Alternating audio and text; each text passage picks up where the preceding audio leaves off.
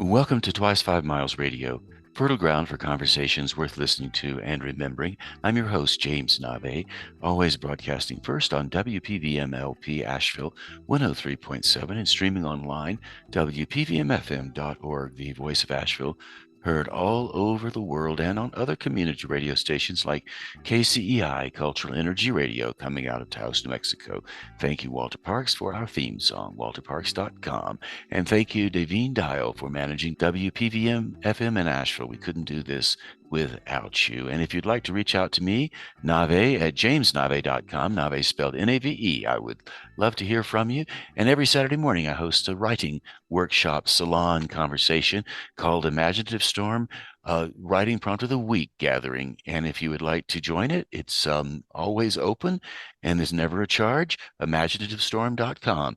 So, as you know, if you've listened to this show before, I often have people on the show I've known for many years.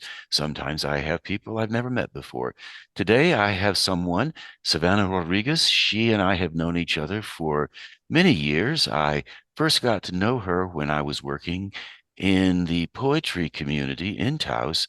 She was a student at the high school, Taos High School, and she was part of the poetry group that was at the high school, as well as very active in the community. And she was one of the leaders. Savannah was terrific on stage and still is. She's a terrific poet.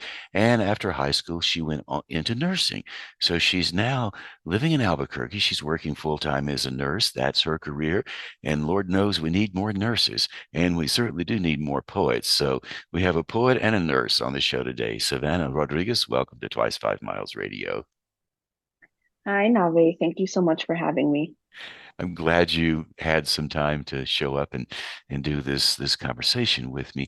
So when we were chatting just a little bit before we started to record this show, you were telling me about your experiences in Taos as you were starting out in the poetry world. And so I would love for you just to pick us up right there and let us hear your story about how someone in Taos goes off to see the big world as a poet and as a healthcare worker.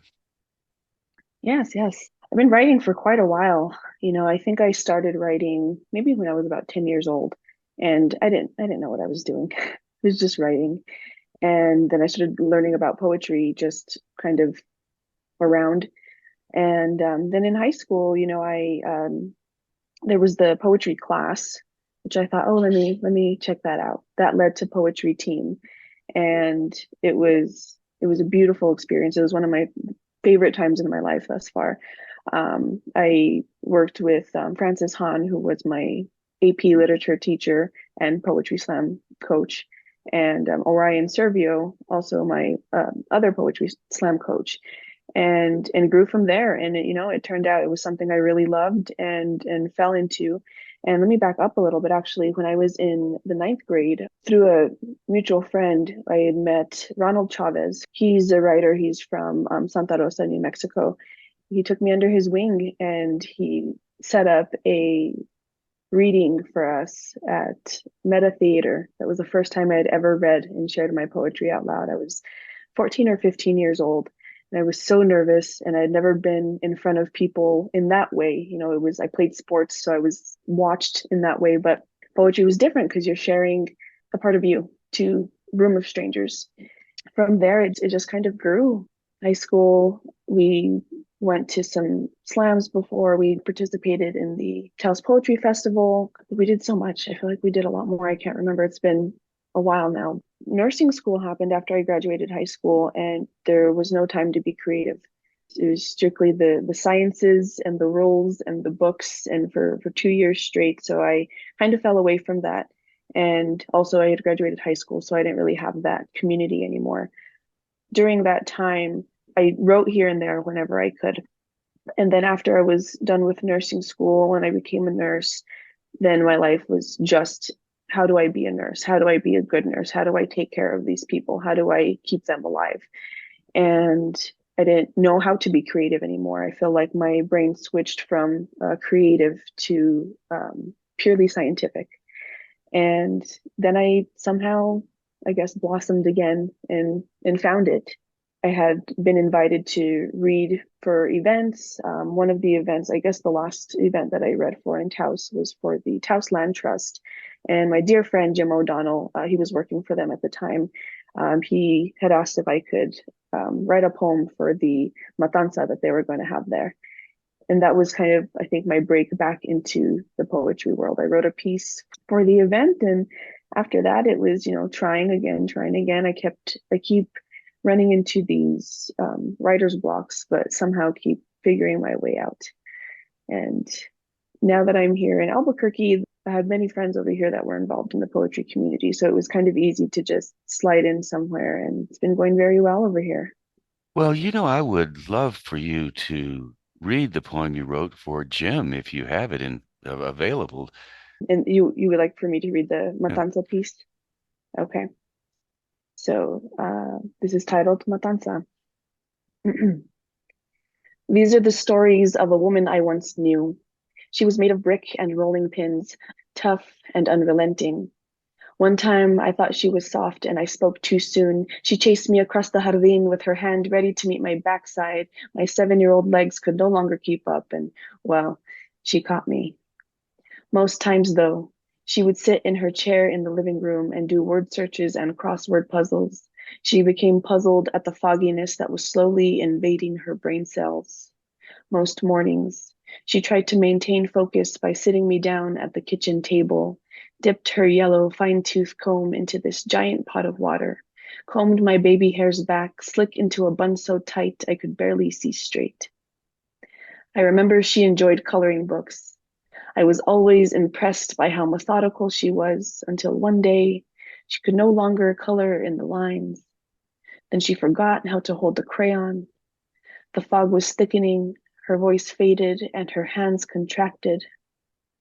Those were the only memories I have of her before she became a silent soul stuck inside a helpless shell of a woman who once was. She laid in a nursing home for 8 years. Mom and I went and fed her dinner every evening, pureed chicken and nectar thick orange juice. I always wondered what she was thinking or feeling. A blank face, empty eyes, stiff limbs, adult diapers. So I spoke to my mother, my tias and tios, like a young child at bedtime. I dialed their numbers and asked for stories. I wanted more pretty images of her, wanted to know who this woman was. I sat cross-legged in my bed and listened to the storytellers as they told me of the legends of Grandma Rebecca. They told me about the matanza, a family affair, a primal experience that took place so she could feed her children in the winter. Grandpa John raised a pig until he was fat and fluffy, and on the appointed morning, my Tio Tommy carefully and confidently walked over to the pig, and with the blunt end of the axe delivered a hard blow to the pig's forehead. But it wasn't enough. He still wiggled and squealed, so Grandma Rebecca hopped to the barbed wire fence, grabbed the pig by its front legs, knife in hands, and with all the force of her aging body, penetrated into the pig's heart. She took an ear of corn and shoved it into the puncture site to stop the blood from draining until it was time. The family surrounded the pig, laid him on a raised wooden slab, spread potato sacks across its body, poured steaming hot water on top of them, and let him soak. Each of them took up knives and shaved the pig bare. The hombres cut him from head to toe, drained the blood, separated skin from bone. The mujeres cooked and spiced and stirred, boiled blood caldo. From the kitchen, Grandma would yell, "Save me the head!" making sure that nothing was wasted, every organ used, tongue and feet. This death was not in vain. My tia told me that later that day she opened the oven only to find a head with eyes staring at her. Then she didn't eat meat for a while after that. Mom told me that months later, the children sat at the kitchen table, cracking open piñón to add to the empanadas de lengua that would be served for Christmas. Grandma canned the organs and stored them in the food cellar, filled those turquoise morale cans with manteca for later cooking. For generations, the matanza was survival. For years, she tried to survive on whatever memory she had left. So I say gracias, abuela, for teaching your children this tradition and for sustaining yourself and this family, for as long as you could. Well, Savannah Rodriguez, you have not lost your touch. Thank you very much for that piece. When you read that story, when you wrote it, when you drop into it as a performer, as you just did, what are some of the sensibilities of the New Mexico atmosphere that come into your imagination? What is it about New Mexico and you that you embrace? I really have this burning pride of being a Northern New Mexican woman. And this piece really expressed the importance of tradition and culture, especially in the family, and especially with these families that grew up very, very poor. And one animal had to last the rest of the year because they didn't have the money. It takes me back, it takes me back to when my grandmother was alive, to their house, which now my mom lives in. And she's on the property that this took place. So I'm reading this poem and I'm seeing my grandma and I'm seeing the clothes she's wearing and I'm seeing what she may have looked like when she was a little younger and I guess fit enough to straddle a pig. I feel like the stories that were told to me became a memory for me. I wasn't there. I wasn't even born yet. I wasn't even thought of yet, but I could see it. I could feel her. You grew up in Penasco. Can you tell us a bit about what that was like? That's a rural northern New Mexico area. Where is it in relationship to Taos for those people who don't know? A lot of people are listening to this in Taos. Many are listening to it in Asheville. So those in Asheville would know the Asheville region, maybe not the New Mexico region. So what about that little town? Ooh, it is tiny. It is tiny and very unique. It is just hidden. It's only about 25 minutes from Taos. There's like one main road and there's a Family Dollar and like a gas station or two. And a lot of families have been there for generations.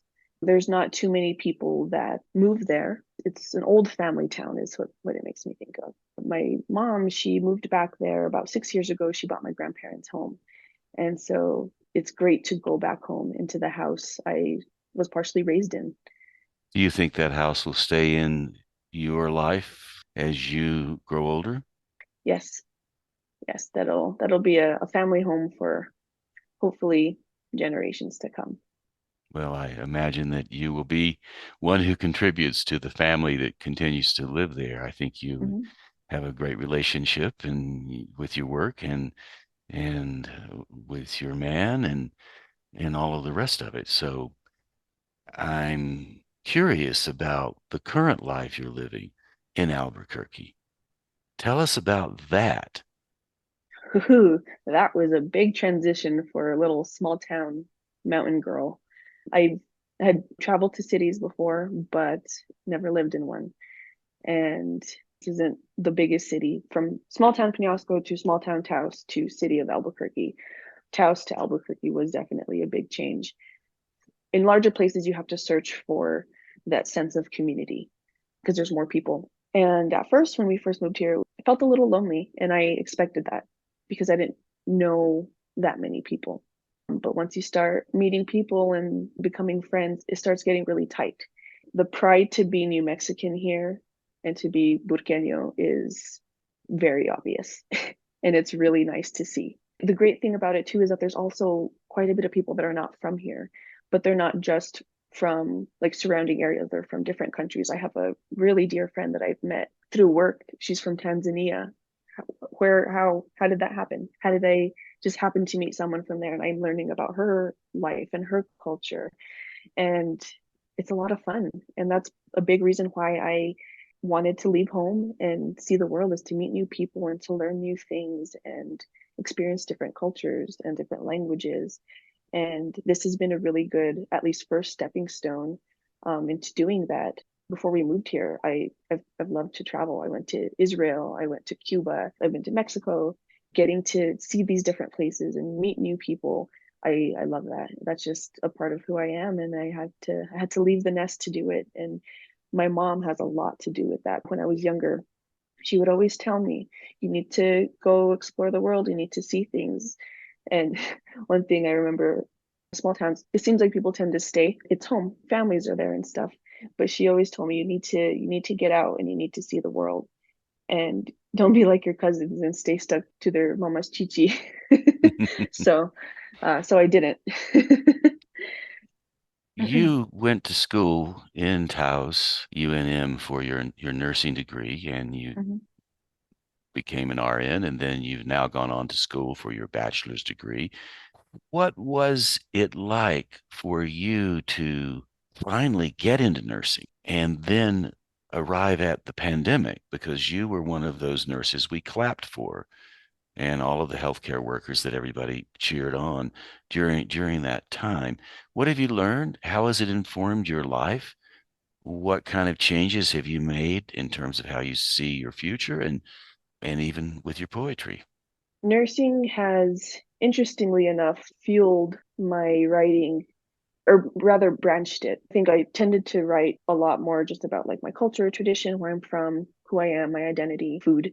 And it ended up becoming an outlet for me to process a sort of therapy because nursing's much harder than I could have ever imagined. And then the pandemic happened. At that time, again, there was really no time to be creative. And I remember being so scared and so stressed that oh, so stressed and so tired and couldn't really find time to be creative. So it really wasn't until maybe the end of 2021 when I sat down and said, I have to write something. I need to write something down because I can't do anything else. This is too hard. We lost too many people too fast. Then after moving to Albuquerque, this unit that I work in right now, it's a medical cardiac ICU. This hospital is a level one trauma center, and some of the sickest people are in this unit. When I started here, it was definitely exactly the type of place I wanted to be in. And again, I did not expect how much it would take a toll on me. So I got to writing again. That's just where it goes. Whatever thing I need to process, writing makes it a lot better. And then I get to turn it into a piece of art. You said you were scared during the pandemic. You chose scared over afraid. Scared seems a little bit more electric. Scared you most during the pandemic? The first thing I remember was being scared because we didn't really understand what this was yet. I'm not a virologist, I'm just a nurse, and they didn't know yet. So they're studying it, and we're just over here doing what we're told still and taking care of people, which is my job, and hoping that we don't get sick and hoping that this person doesn't die from this unknown virus. And we're afraid to come home and bring it to our families and infect them and potentially kill them, or just that spread is just terrifying. We didn't know what to do yet, but we had to go to work because that was our career. That was what we had to do to bring money home. And we just weren't sure if we were safe. There was a lot of uncertainty during that time. Do you have a pandemic story of great success, something that you were able to participate in that had a good outcome? We've heard so many terrible outcomes. Just on the opposite side of that must be some good ones. Do you have one of those stories? I don't think I've actually written a happy nurse poem. Not yet. There is a lot of death in the line of work I'm in because I do happen to take care of very, very critical patients. And like I said, the unit I live in, a lot of them tend to not make it. There's quite a bit of death on the unit. But once in a while, there is someone you get to help, and there is someone that gets to continue their life and be a mother, a father, brother, sister. They get to continue. Even though it's rare, the reward from that is very powerful. Do you have any poetry that you've written about nursing that we could hear now? Never thought I would share this one, but I'm gonna do it. Bob was blue when he showed up. Purple lips and cold limbs. Bob died this morning, then came back. And we joked about it. Bob made bad jokes, and we laughed about it.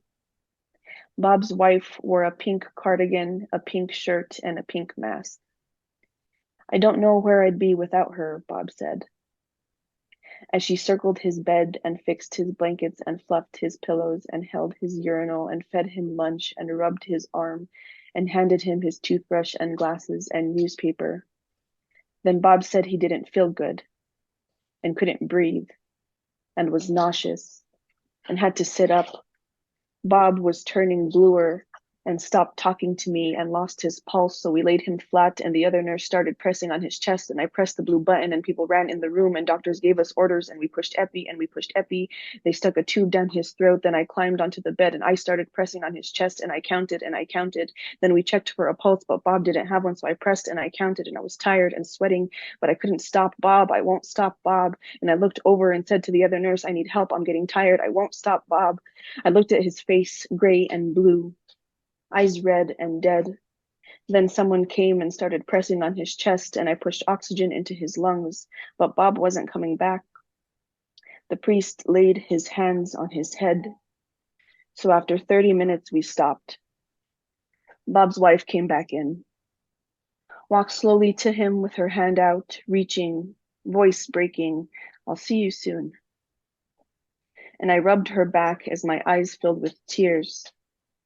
And she thanked me for doing everything I could. And then I walked out.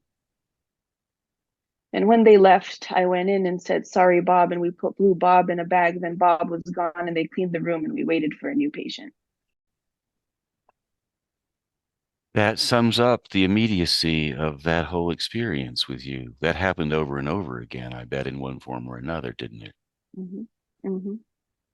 So now that the pandemic, even though it's still here, at least COVID-19 is still here, it may not be as pandemic as it once was. It may be an epidemic now. What's going on with it? What's your report to people listening about how the rhythm of this experience, COVID-19 pandemic, epidemic, still continues to affect your world as a professional? Given that this was a thing that made people very sick, COVID affected the entire world and every single system. Obviously, a very heavy weight of that was on healthcare because that's where they went because they were sick. And now it's not the only thing that's around. And even though people are still sick and they're still dying, that's not the main thing that's killing them. So the numbers are lower and they're still out there. We still have COVID patients in the unit, but it is really nice that something changed because we never knew if it was going to change. We didn't know if a vaccine was going to work. And of course, with viruses, what happens? Different strains keep coming up. People aren't dropping like flies the way they were. And that's nice because we at least have a little bit of control over that. The light at the end of the tunnel. Earlier, you said that you now have returned to poetry, or not returned, but you've picked it back up, call it what you like. Tell us about that awareness. You said you weren't able to be creative and write, and then it started to happen for you. When did you first start to notice that? And from there, I would like for you to pick a couple of pieces of poetry you've written, and we would love to hear that. So, how did it all come back in focus for you? It came back in focus for me more after I moved to Albuquerque because there's more mics, more poetry readings. There wasn't too much in Taos anymore when I left. Like I said, I did have a few times where I did go and read for some people, where I got invited to read the Taos Storytelling Festival. I've done that the past 2 years. And then after I moved here and, reconnected with some poetry friends that I had over here, a friend of mine had invited me to this open mic. It happens every first Wednesday of the month at Tractor Brewing Wells Park, just a little brewery over here in Albuquerque. And a good friend of mine, Damian Flores, actually is the host for it. He's been a host for many, many years. I started just performing at the open mic and it felt good. It felt good to be on stage again. It felt good to be writing again. This last year, I was invited to Taos Storytelling Festival. So that was actually my first time back in Taos since I'd moved. And that was a fantastic reading as well. Another big thing actually that happened this last year, my friend who I mentioned earlier, Jim O'Donnell, he's a freelance writer and he was writing an article for El Palacio magazine, for New Mexico magazine. And the article was on the manitos, which I recently learned about this. I'd never heard about them. The manitos were a group of people, my grandparents' generation and previous to that. They were migrant workers. They would leave New Mexico, go to Colorado, Wyoming to go work because there was no work here in the state. And he was writing the article on this, and he says, "Hey, do you have a poem that would fit for this article?" I said, "No, but I'll work on one." And I remembered my mom telling me about my grandparents and my uncles going to Colorado. And so I did another thing where I called them up and I interviewed my uncle Leroy actually, and I wrote a poem for the article, and it got published last summer, July 2022. So that was my first time being published in a magazine. So that was really exciting. It's called Summers en los Campos, dedicated to my tío Leroy. Summer is here, y ya nos vamos a Colorado. Tío Ezequiel, tía Sofia, and the rest of the crew están esperando. I change into my Levi's that I bought with last year's potato harvest money, grab my big hat and long sleeves. Estoy listo. We left home when school was finished, when the air was hot and dry, when there was no work and welfare ran out. So we all hopped into the back of the troca and we were on our way. I was 6 years old the first time I went to the fields. Too little to hold the hoe, so I watched, learned, understood what work was and the value of feria. I walked up and down the rows up to all the sweaty trabajadores, Chicanos from all over the place, and offered them daisy cups of water for 1 penny a pop. Back home, there was much time to practice in our gardens. I looked forward to the next job, next town, next field. During the harvest, we went to Monte Vista, filled 1,000 sacks of papas a day for $50 a week. I'd clean acequias on the weekend for 50 cents an hour, for pencils and paper and pantalones for my siblings. Sometimes on my day off, I'd take the bus into town, Fort Garland to Alamosa, walked half a mile to the swimming pool, bought a burger and a song on the jukebox.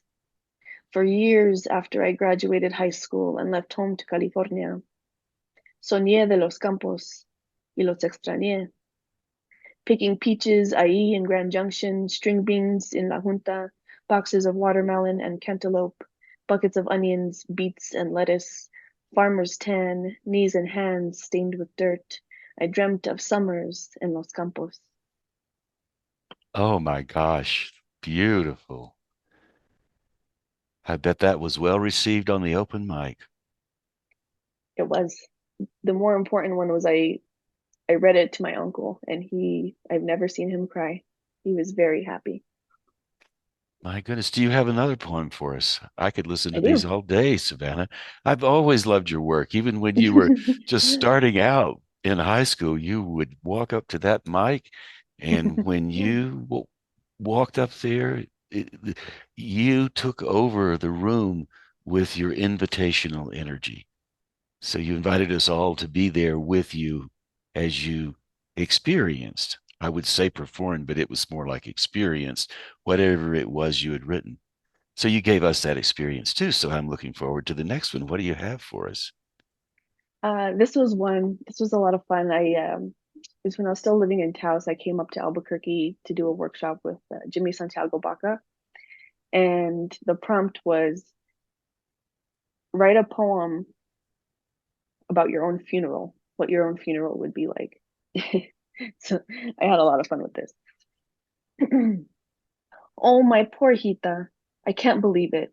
No me puedo creer, one of my tias said. Why did she get that ring in her nose? Parece una vaca, my other tia thought.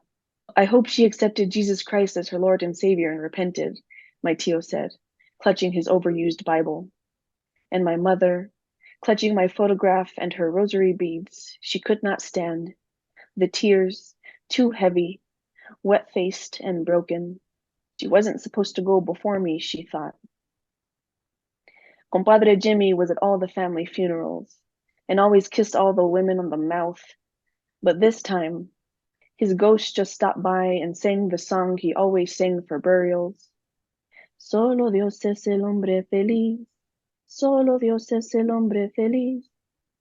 Then my love, stand there in his blackout suit, angry with his fists clenched. No, he thought, ready to pick a fight with La Muerte and lose. So this is you at your funeral, and you're the main attraction on your way to the grave. Hmm. So what is happening now as you are starting to integrate your poetry back into your life? Do you think of yourself first as a poet, first as a nurse, or are you just Savannah Rodriguez with all the categories that you are enjoying? I think it's that last one, Nave. I'm constantly in a period of changing and growing and learning about myself and figuring out who I am and who I want to be and my identity. And I'm just living, just trying to figure it all out, man. It's a rough world, and we got to find that little bit of light, and it's hard sometimes, but it's where we're at right now, you know? Just got to figure it out, and I am figuring it out.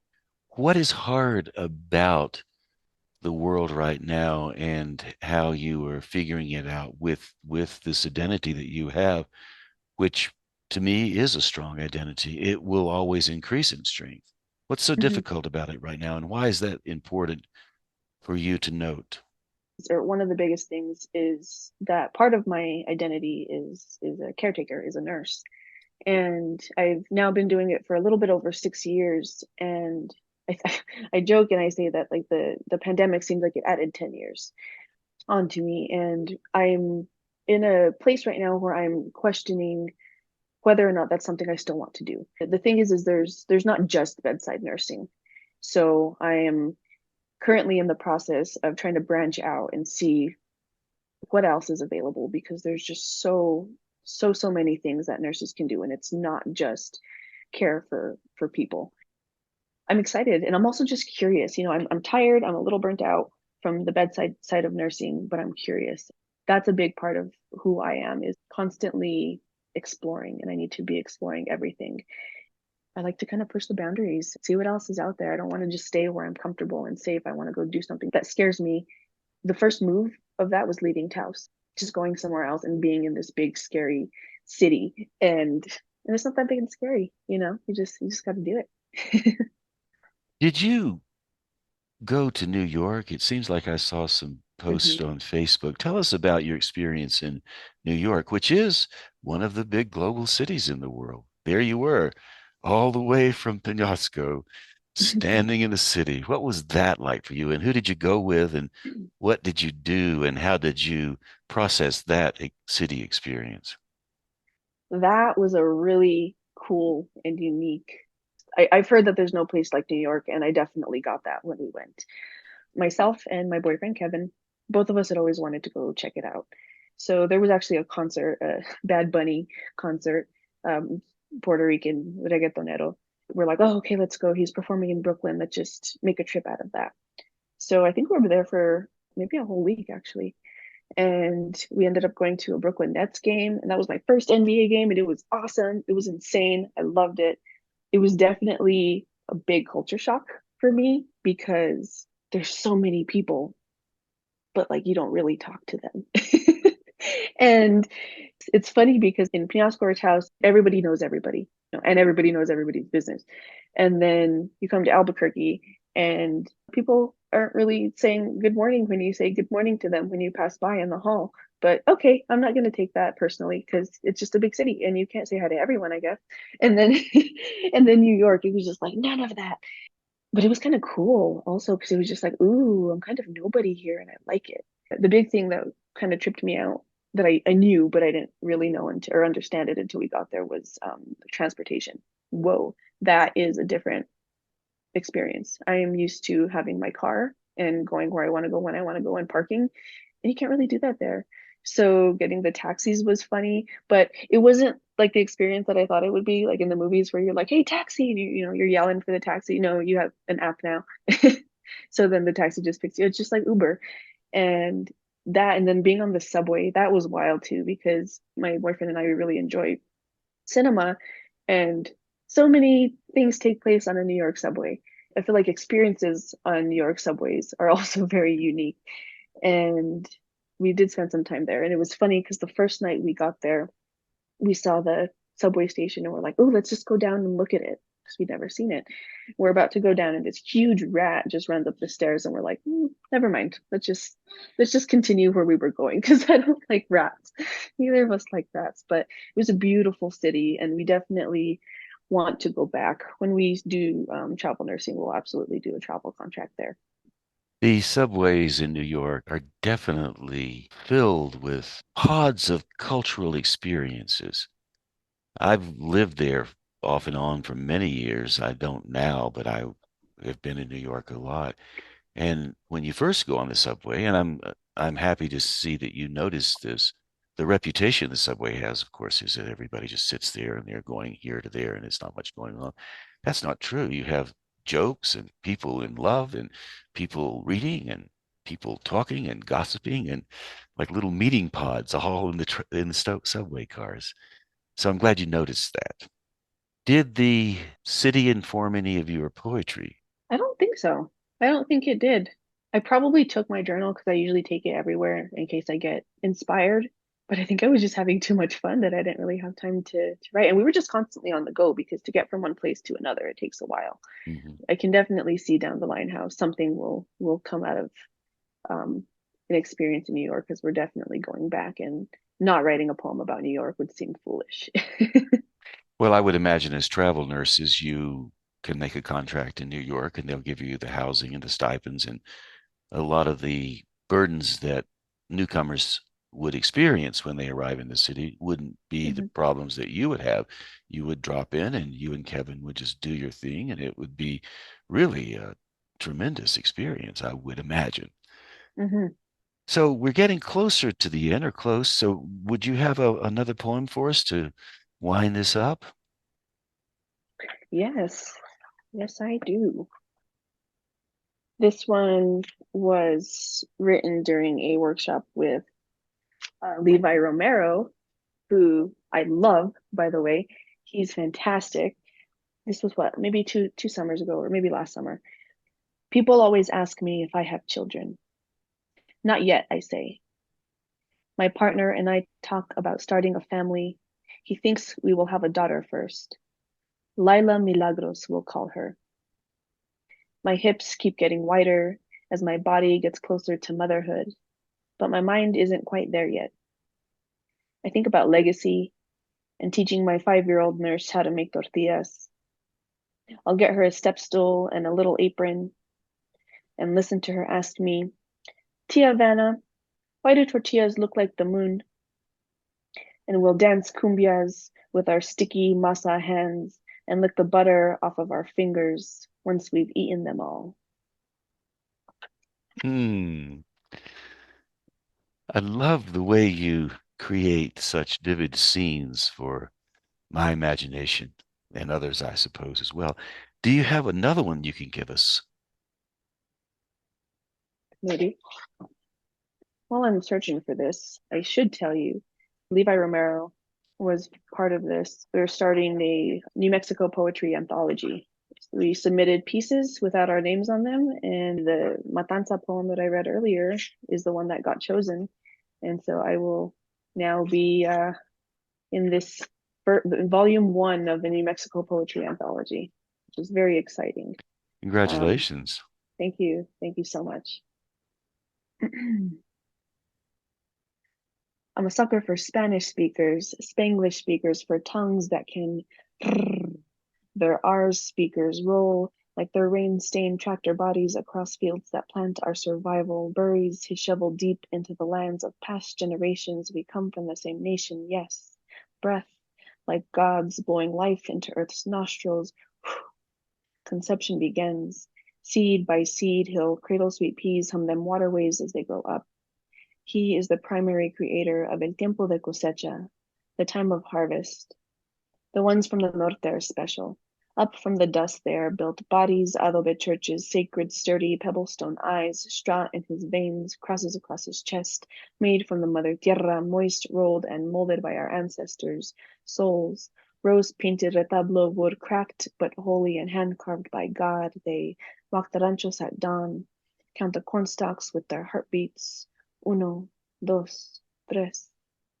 We'll climb our way through the hills of adolescence. I beg him to speak, sing, lungs filled with alabanzas. He'll call it the sun for me. The power in his voice reaches the rim of the sky. Bent his head back. Sol, sal para que adoremos tu luz. I go wild winds when the Spanish spills from his lips like our mother's tears on our wedding day. Oh, how I long for that wedding day gown made of corn husks he handpicked. One by one, I'll be one hot tamale bathed in the red chili blood of our people. We survived for each other. At supper, he'd bless. Roll his tortilla, roll his eyes back to the aromas of home cooking. Chicharrones, frijoles, maíz y calabacitas. His body would goosebump with every bite. We'll walk the mesa the night of our honeymoon, stand before the heavens, we'll lift the sky, slow dance to the whispers of the cosmos.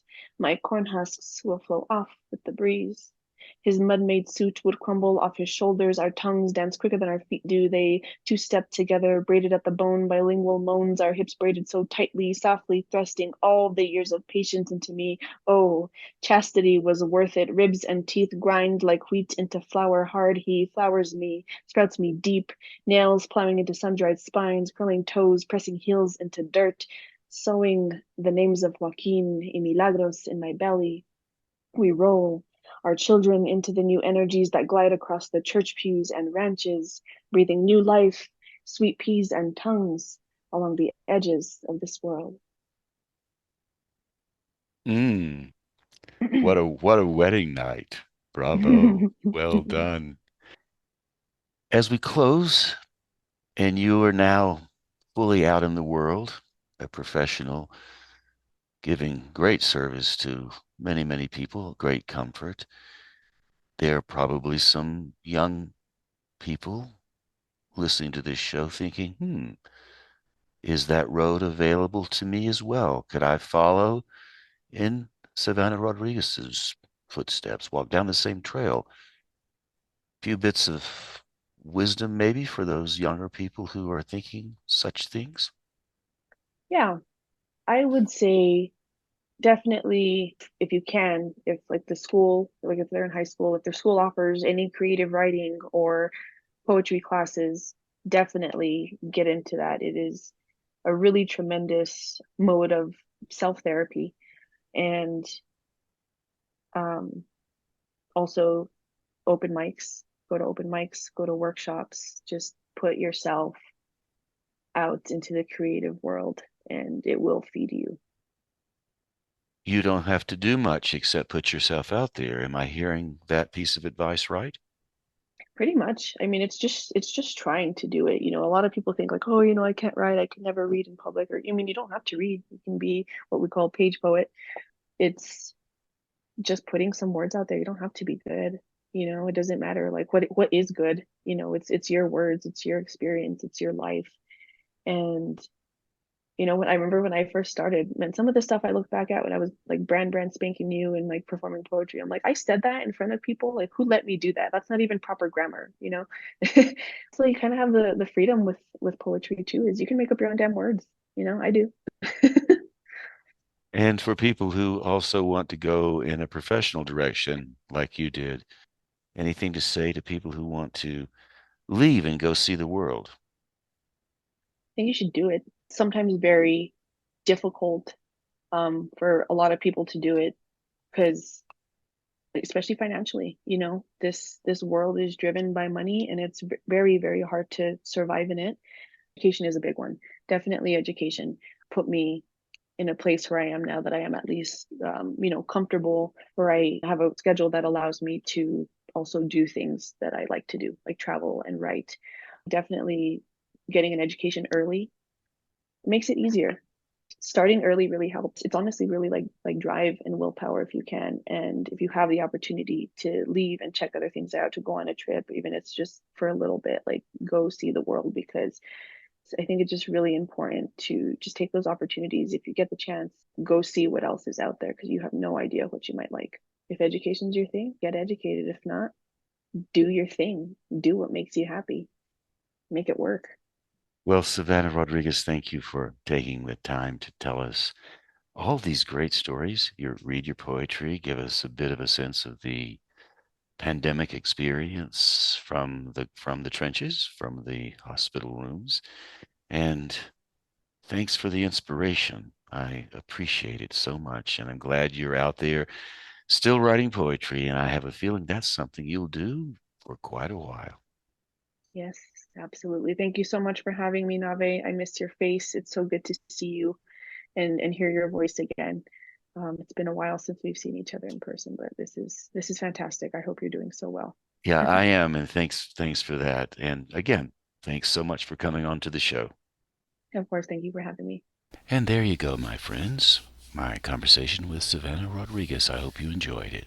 One of the things I hope you glean from this conversation, which I started to realize a bit more as Savannah and I were talking, the importance of having people around you when you do your work, when you do your life, the importance of community. I remember all those years ago when Savannah and her group of students were part of the poetry community we had here in Taos. And I'm also thinking about the poetry community I was part of for all those years in Asheville as well. And then, of course, when I was in New York, there was a thriving poetry community there. And since New York is such a big place, there were plenty of venues. The New Eurekan Poets Cafe, for example, the Bowery Poetry Club, and Louder Arts, which was a group that gathered at a place called Bar 13 every Monday night, just off of Union Square. In fact, really, almost wherever you go, you'll find small and large groups of people gathering to focus on whatever their interests are. Bird watchers gather, people who fix cars gather or collect cars. People who enjoy knitting will gather together. The musicians, of course, circle up and play their music, and on it goes. Poetry communities are the same. So Taos, Asheville, and New York, they had very different vibes, as you would expect, coming from three different regions. And yet what they had in common, and what most communities have in common, the communities who gather around a primary interest, you find people who are willing to show up on a regular basis. You find some kind of venue, a house, a brew pub, maybe a coffee shop. You find the willingness of a core group of people to gather around the person who is willing to say, I'll host it at my house, or willing to say, let's do something on Friday at 7 p.m. and let's pick this coffee shop. It only takes one or two people to call the meeting, to gather the group together. I'm thinking in Taos of Peter Rabbit and Annie McNaughton. They had the Taos Poetry Circus, which went on for 20 years. And even to this day, much of the poetry and writing that goes on in Taos can be traced back to that early work they did. There are plenty of groups here in Taos who focus on writing, and it's a very worthwhile thing. Savannah obviously is still involved in all of that. And then in Asheville, in the early 90s, Laura Hope Gill and Alan Wolfe were two of the people who declared venues. Laura Hope Gill declared a venue at Malaprot's bookstore, which is still thriving in Asheville. At the time, it was much smaller. There was a little cafe in the basement of where Malaprot's is located, and Laura Hope Gill led an open mic there. And then Alan Wolfe was the person who decided to host the Poetry Slam in Asheville. I'm happy to say that I was on the organizing committee that Alan formed, along with his wife Ginger West and Lee Lancaster. And the Poetry Slam started in the early 90s, and much of what we did back then continues on to this day. Now, obviously, New York City has been a vital literary center for many years, and it has many, many, many different communities throughout the five boroughs. The groups I enjoyed being a part of, Lynn Prokop was one of the leaders. She founded the Louder Arts venue. Bob Holman was part of the Bowery Poetry Club. He started that. I think Mahogany Brown for many years ran the slam at the New Eurekan Poets Cafe, although the New Eurekan Poets Cafe was a lot more than poetry slam. It was a gathering place and still is a go-to place for people, almost a shrine, if you will, almost going to the Mecca of poetry in New York, the New Eurekan Poets Cafe. So again, going back to the original people who do these things, it takes very little effort to actually put something together. All you have to do is declare a date, declare a time, and invite a few people over and give them a brief, like come tell a story, or come read some of your written work, or come perform a poem. And most people will show up if they're invited. People love to be invited. People love to be included. Folks like to be heard. So these venues are perfect places for folks to accomplish all of those things. Get invited, be heard, become part of the community, get to know people, build out, build friendships, build creative collaborations, and on and on and on it goes. I'm thinking again now of Savannah Rodriguez and the other poets that were there, Juana Certo Concha, who's now working for the Taos News. I think Lila June Johnson was, I think, part of that group. Erin Badhand was part of the group as well. Lila June Johnson, I heard, just got her PhD, and Erin is now living in California, I believe, raising a family and still connected to the poetry world. So these folks like Savannah, who came out of the Taos scene, came because of other people who gathered round.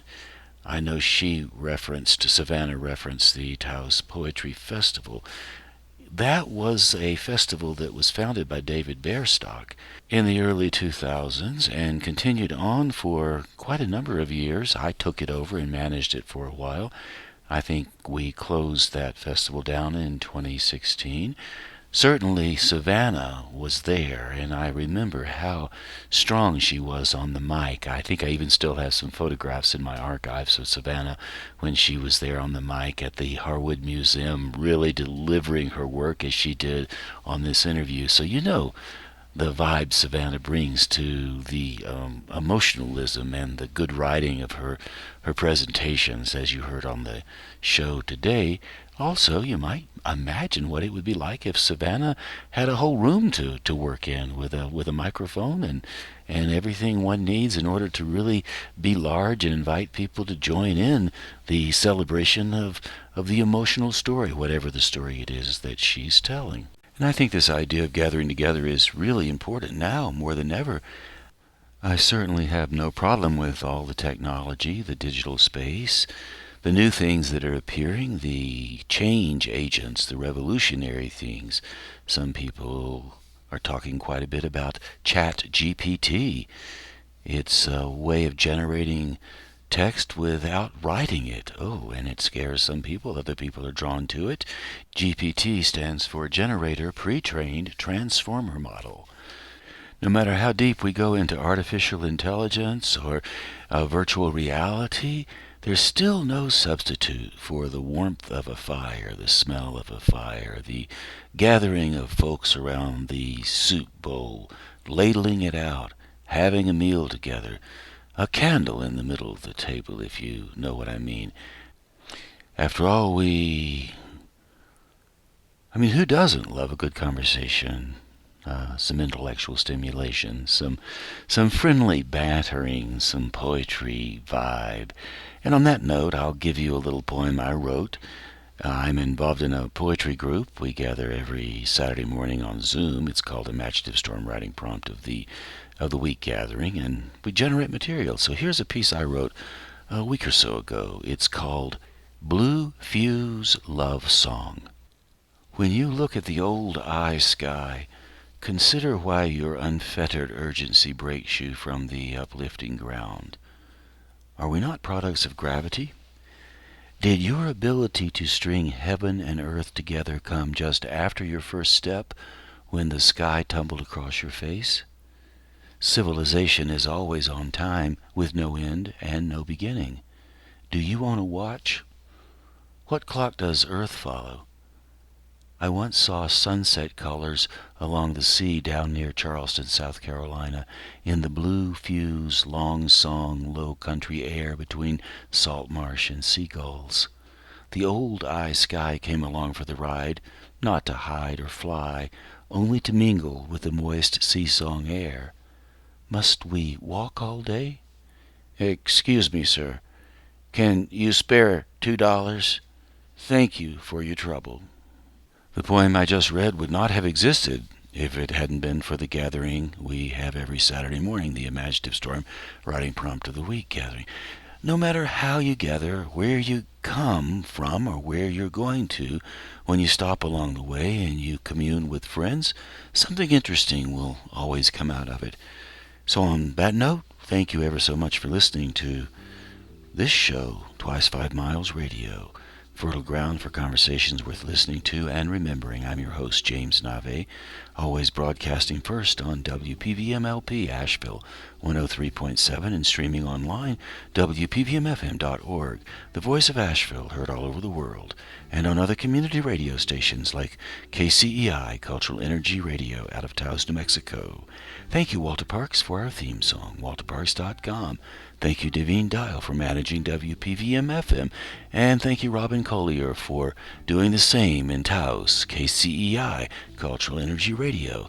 Couldn't do any of this without any of you gathered around, just like the community I was talking about a few minutes ago.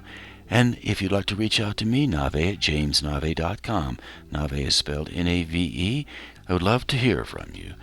Meanwhile, here's wishing you good fortune in whatever you do in the upcoming next few days and beyond. And I do hope you work your way back around to this show sometime soon.